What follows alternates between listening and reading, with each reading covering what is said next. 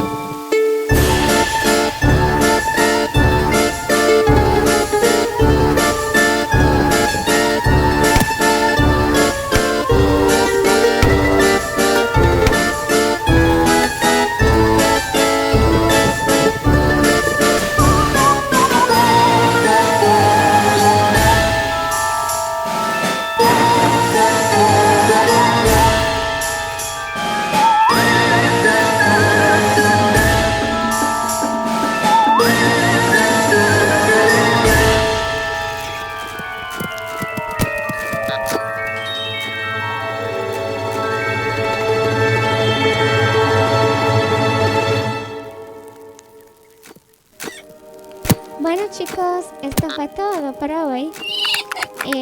La verdad que espero que les haya gustado. Recuerden suscribirse y dar like.